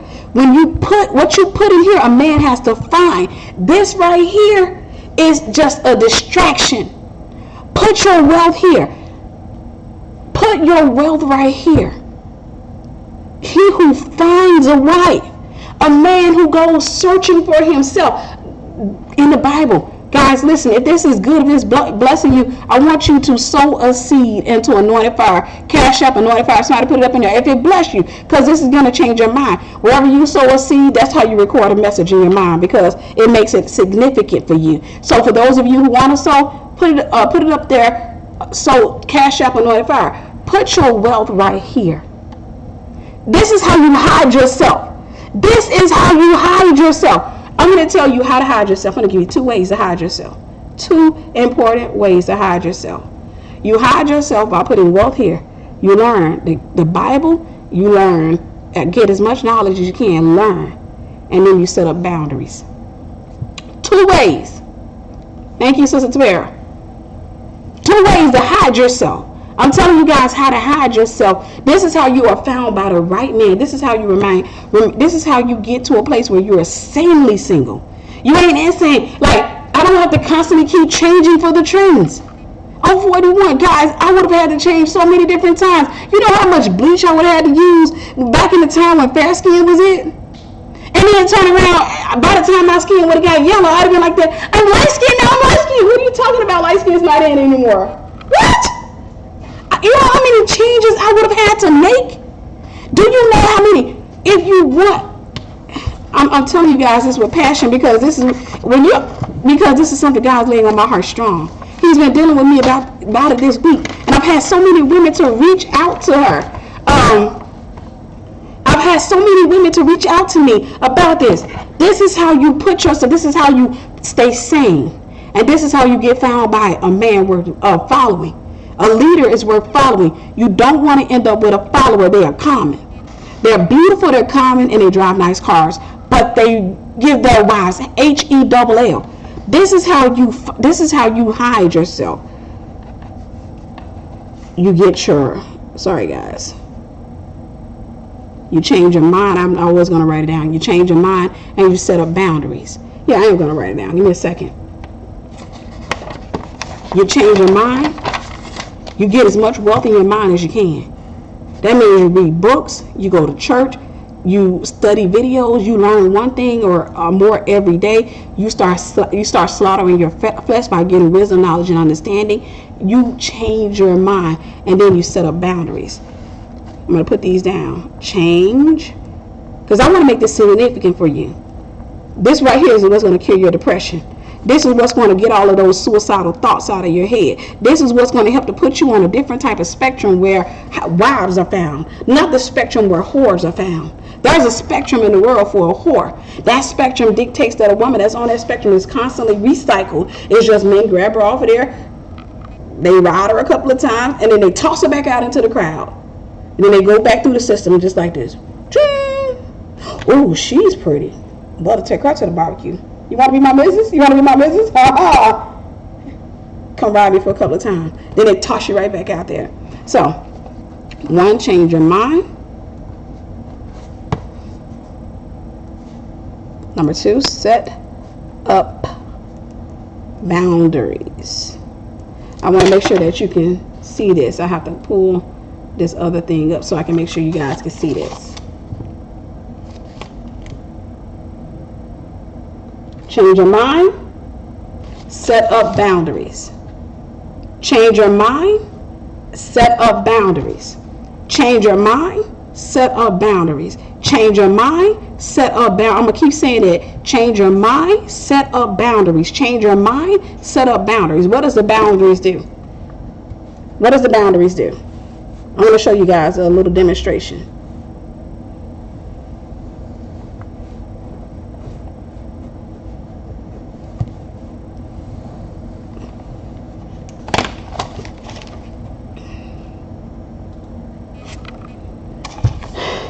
These are boundaries. The circle represents boundaries. Forgive me, guys.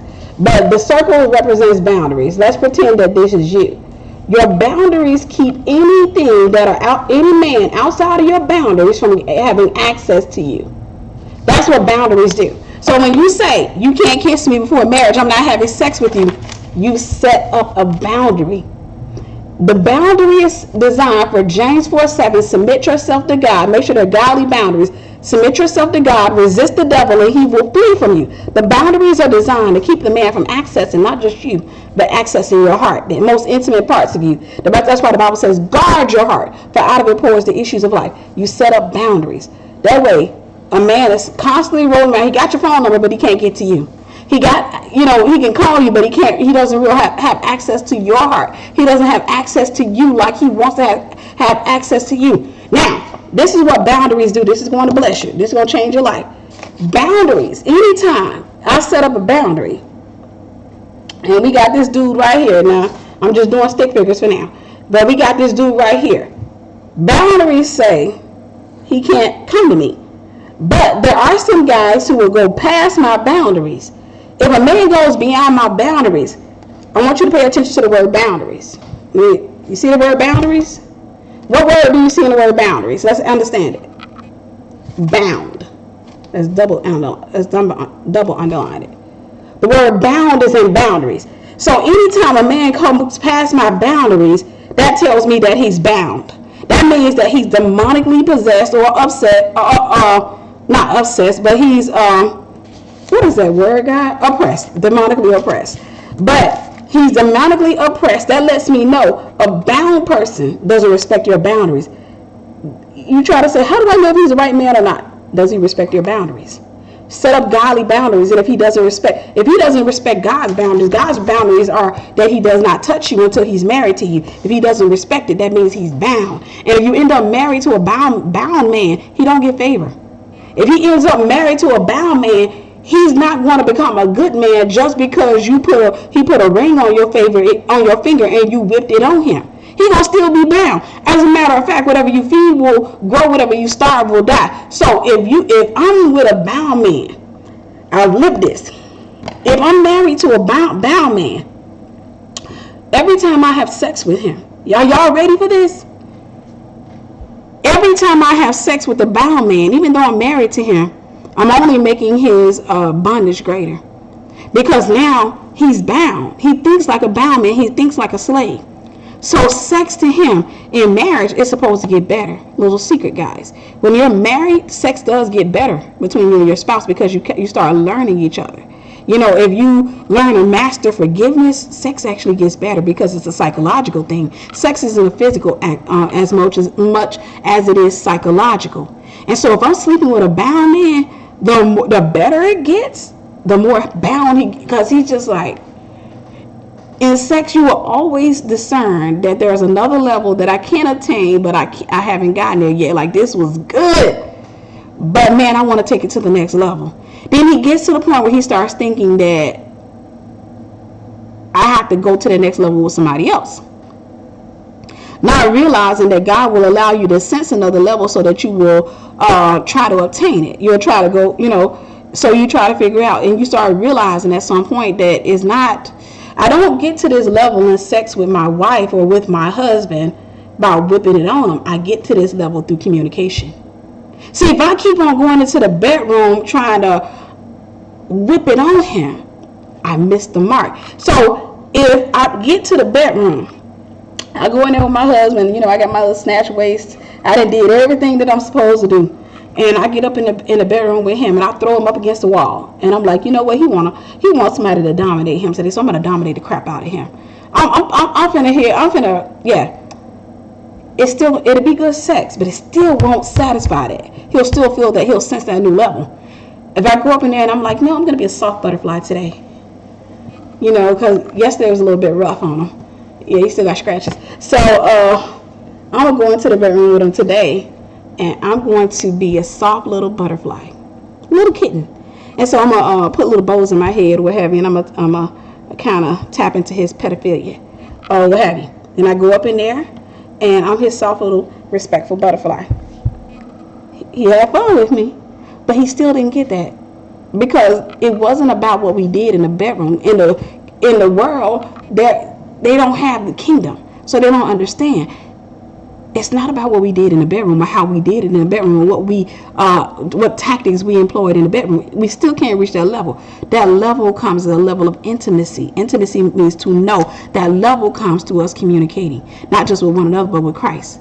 So as we get more intimate with Christ, we can become more intimate with one another.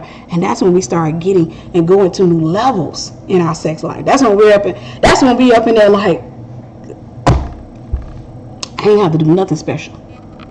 I didn't have to go in there and put on the purple wig, purple contacts, and come out of there looking like Lil' Kim. I didn't have to come out of there and scratch him, slap him, headbutt him, and drag him under the bed and go under the bed with him. I didn't have to go through none of that. I just went in there and I was with my husband. And that was it, and that was all. And that man will say, I've never in my life, out of all the women that I've smacked it up and I flipped it and I rubbed it down, I've never experienced anything like that.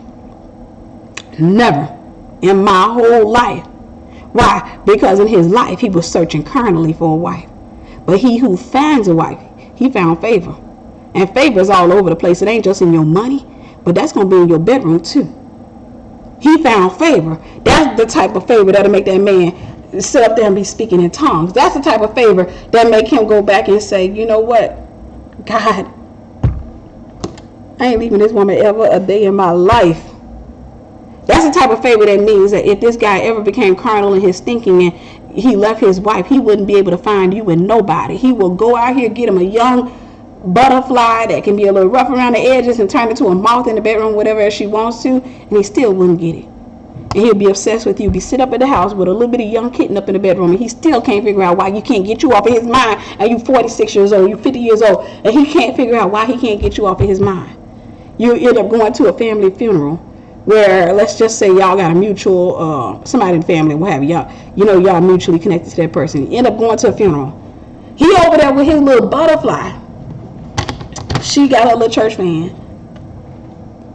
He can't keep his eyes off you. You 46 years old or a little bit overweight, but he's still looking over there at you. Why? Because he started to realize what's important. There is a time where most men, especially kingdom men, start realizing what's important. There is a time that they start realizing what's really worth it. I'm teaching y'all how to be sanely single today. How not to lose your mind trying to fit into a spectrum that was never designed for you. Trying to fit into a system that's not designed for you. In the world system, you are worth little. In the kingdom system, baby girl, in the kingdom system, you can be 465 pounds, but you outrank the other girl. Now, I'm not saying that's always. That depends on where you rank in the kingdom or how God ranks you. But in the world system, you ain't worth much. I don't care how pretty you are. In the world system, you're not worth much. Because in the world system, a worldly girl has to compete with other worldly girls. So she have to do something a little bit more daring than people in the, other people in the world. And so, trend comes out in the world. Some girl is sticking a banana up her husband's. Yeah. And then so now you over there like, well, she used a banana. I'm gonna get a whole cucumber. Yep. I'm gonna get me a abnormal cucumber. Over there sewing into your husband's homosexuality, and you wonder why you can't. Yeah. I'm trying to get y'all to understand. Don't go into that system. That system is designed to run you crazy. That system is designed to have you sitting up over here trying to figure out, what can I do to hold on to this man? I cut off my nose. I've got little pieces of nose left. Half of my butt's in my lips.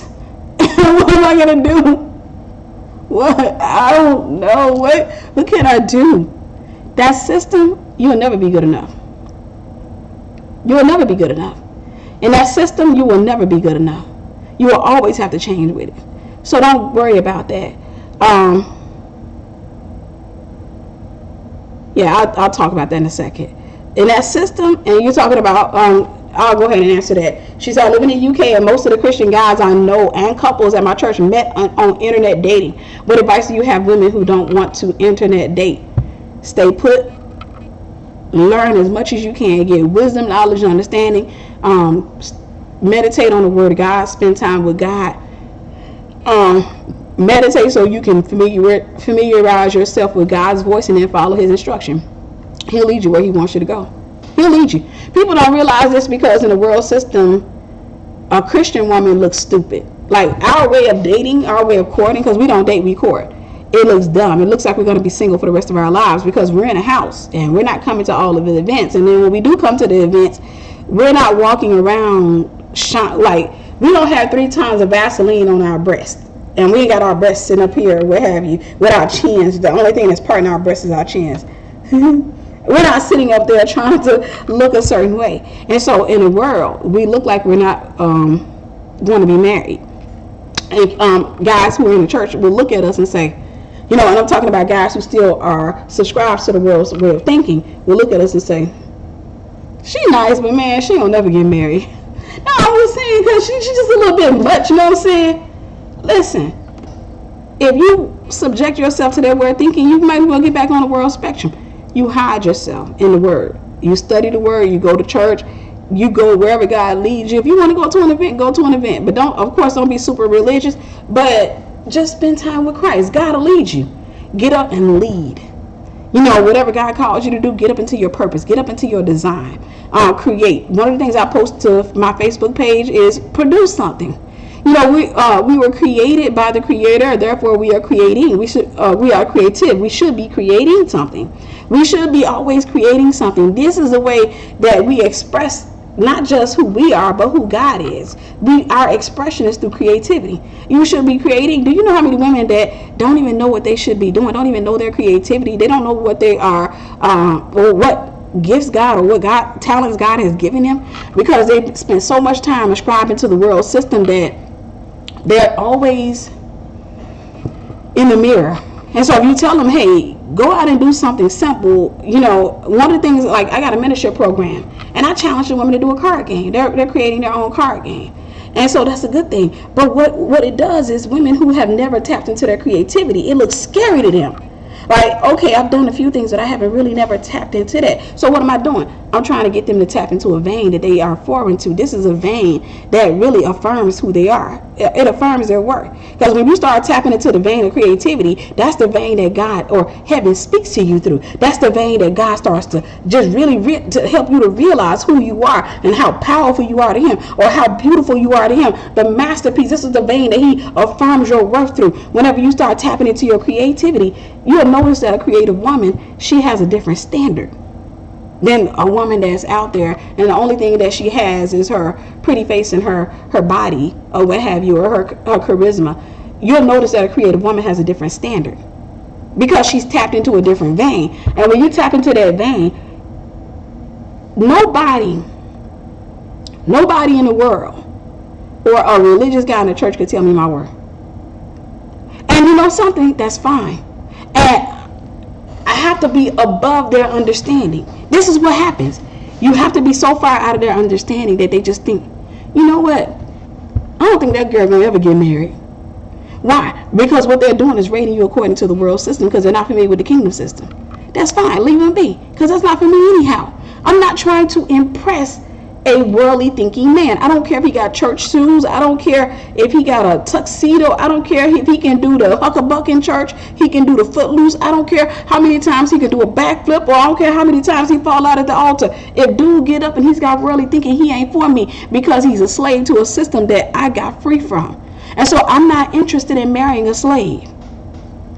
I'm not interested in marrying a slave. I don't care how fine he is. See, y'all are sitting up over here falling in love with slaves. Y'all are sitting up over here looking at, girl.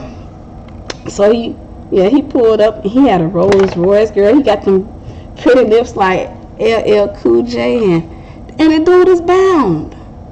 The dude is bound. He look good, but he bound. Y'all in love with slaves.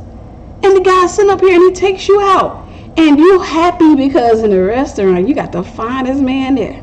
By flesh, not on a kingdom ring. Then you mess around, take him to a kingdom church where the men are serving God, and now you embarrassed because he don't fall out. He don't get up and dance. He's sitting there, mean mugging the pastor, because he in a whole new system. He don't rank high in this system.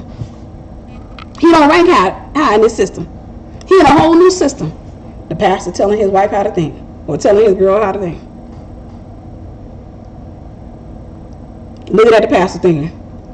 See, if you was out in the streets, see, I'll rank you out there, but up in here, I'm a nobody. So he keeps his eyes focused on the pastor. The pastor says, stand on your feet. He crosses his arms a little bit tighter.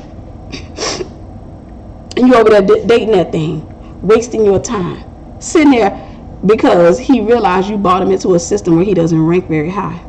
You brought him into a system where he doesn't rank very high. So, right, intimidated. I just wanted you guys to know that when you go into the world system, you're not going to rank very high. So get into the kingdom system. I'll say this and I'll get ready to close. In the kingdom system, if you do things the kingdom way, you're not going to be the most popular. Let's go ahead and get that out there, because I know some of you're really excited and you're like, yes, that's what I'm doing. From this point on, I'm going to cram my head with knowledge and I'm going to learn. Yes. But you have not resolved within yourself to break up with the kingdom, with the world system. And then the more you learn in the world system, the lower you rank. As a matter of fact, in the world system, if you happen to be a black woman who happens to be intelligent in the world system, you rank pretty low, because then you begin to intimidate men. And so now it's hard for you to get a man, because most men who qualify for you are not interested in the world system. They're not interested in African American women, even though they are African. They're not interested in African American women because the system dictates that if you happen to be an intelligent black man and you happen to have a little bit of power and a little bit of money, you need to go with a non-black sister. Why are y'all following that system? Why are you following that system? That system says that as long as he's building, as long as he's in the middle, he can have a black woman to help him build. But when he get to the top, he gotta dump Lupita off, because Lupita don't look good for his image. She don't look good for his image. And he gotta go get himself a non-black system. That is the world system. That's what the world teaches our African American men. So you better get yourself out of that system. Because I don't know about you. I know that God has a multi-millionaire and a billionaire on the inside of me, and I'm fishing her out day by day. God is teaching me how to pull her out.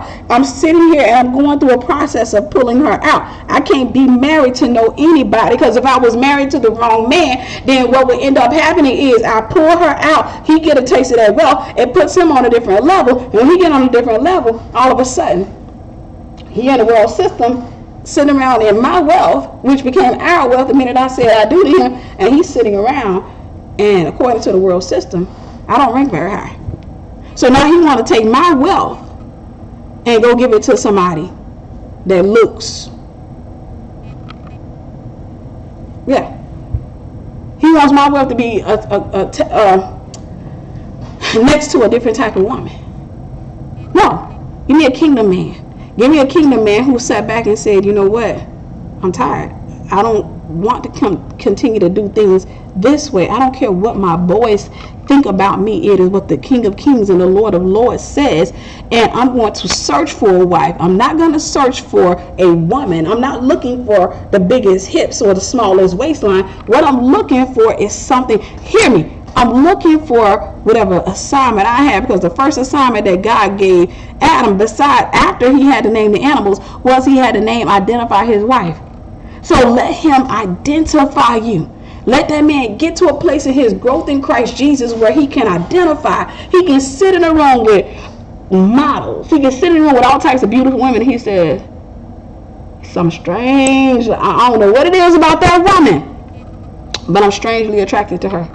I don't know what it is about that woman, but there's some type of attraction I have to her, and he knows how to go get on his face and say, God says, yeah, I know she's a little chunky. I know she's a little chunky, but you got to see it. That right there, you can sit up there. Now, you're no spring chicken yourself, my brother. So y'all know how to get in the gym together. You got to get in the gym together. That means for a season, you may not have what everybody else have. Everybody else walking out with their, their manufactured women. But she's going to be in a room full of women, and your friends, she's going to be the highest ranking one. And it's going to be known amongst the women. They're going to know, because they're going to come to her and they're going to be like, oh my God, sister. And they're going to have washboard abs and everything. And yeah, she'll, y'all been worked out. She's doing good now, but still, they're going to be looking up to her. That's how the kingdom system look. That's how the kingdom system look. I want you guys, and I'm going to close behind this one, because my goal, I said I was going to try to do, amen. Brother said kingdom man is going to be spiritually, emotionally, physically, and financially stable. Amen. But my goal in this, I said I wasn't going to do a long message, because I've had a couple of people like, your videos, and I know we've talked about that before, and I said, yeah, I do notice that I did have videos back in the days that were like an hour long, and more people shared them. They don't share the 2 hours as much.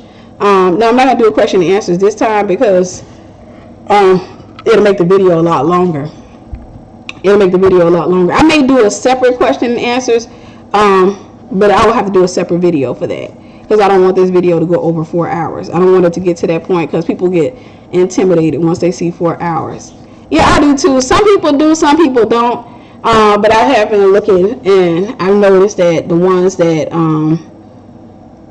were like an hour long, they got more shares. They did get more shares, as opposed to the very long ones. And so I'll come back. Y'all, I want y'all to make a commitment. For those of you who said we'll come and do question and answers, make sure you do a commitment and sow a seed. Make sure you sow a seed. I don't care what it is, but sow a seed. I want you guys to just start sowing into messages. I want to break a thing in y'all's mind, but I really want to change the way that we think as Christian kingdom women. The Bible says that the older women are to come out and teach the younger, and I found that in the system of these days that a lot of times older people or older women are being ridiculed by the younger generation and being seen, but at the same time not realizing that, baby, we have been where you're trying to go. We've been some places, and so we can tell you, hey, what's on the other side of that wall. We can tell you, don't open that door. No, I know what's on the other side of that door. I know when you looked out the window, he looked fine, but when you open that door, baby, it ain't nothing like access. Whenever he comes into your heart and into your home, then you're going to go through some stuff. How do I post a seed to where you can do Cash App? Thank you. Sister Perry put it up there. Thank you, ladies. But not realizing that when you open that door, you got to have your multitude counsels. You need people to come out and tell you, woman of God, that man ain't right for you. You need people to come out and tell you, woman of God, that'll put you in danger. You need people to come out and tell you, hey, you're not ready yet. Take your time and just learn as much as you can. Get as much wisdom, knowledge, and understanding. Tap into your creativity. Start producing stuff. Like I said, I got the students doing, making card games. What am I doing? I'm getting them to tap into a level of creativity they never tapped into. I'm really trying to help them to see their worth. I'm not increasing their worth. Their worth is already established in the kingdom. I'm trying to get them to see their worth.